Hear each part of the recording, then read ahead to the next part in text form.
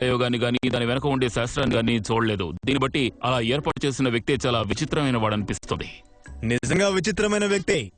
కాబట్టి ఒక transportation device ని వాడుతూ ఉంటాడు. ఒక ఫ్యూజ్ వైర్ ఎలక్ట్రిసిటీతో పాటలు పాడించగల సమర్థుడైన కాలిఫోర్నియాకు చెందిన మార్క్ చాంగ్ని, అలాగే మన శాస్త్రవేత్తల దృష్టిని ఆకర్షించగలిగిన వ్యక్తిని కలుసుకుందాం రండి. క్యాండిల్, మళ్ళీ పాడవా? నాకు సరిగ్గా వినపడడం లేదు. కాస్త గట్టిగా పాడవా? నేను ఒక సమయంలో ఎలక్ట్రిక్ ఫీల్డ్స్ ని ఉపయోగించి శబ్దాలను సృష్టించడం, మంటలతో ప్రయోగాలు చేస్తుండడం అనే వాటి మీద అనేక వ్యాసాలను చదవడం జరిగింది. అప్పటి నుంచే నాకు ఇటువంటి వాటి మీద బాగా ఆసక్తి పెరిగింది.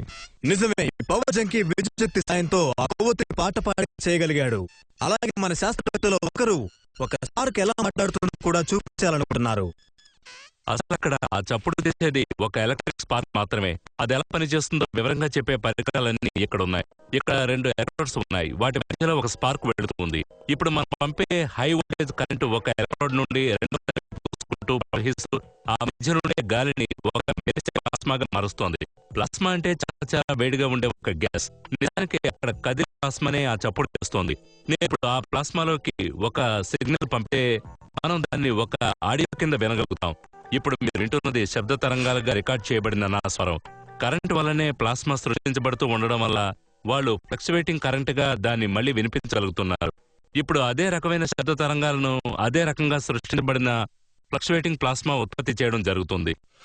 దీనివల్ల ఒక ప్లాస్మాను వివరించడానికి మరొక ప్లాస్మానే ఉపయోగించడం జరిగింది. అయితే ఇక్కడ ఒక ఎలక్ట్రిక్ ఆర్క్ మాత్రమే ఆ చప్పుడు చేస్తుందని అర్థమైంది. అటువంటిప్పుడు మార్క్ ఆ కొవ్వొత్తితో ఎందుకు మాట్లాడుతున్నాడు? క్యాండిల్, నీ వలన టేబుల్ అంతా పాడవుతోంది. నిజానికి అక్కడ ఒక కొవ్వొత్తి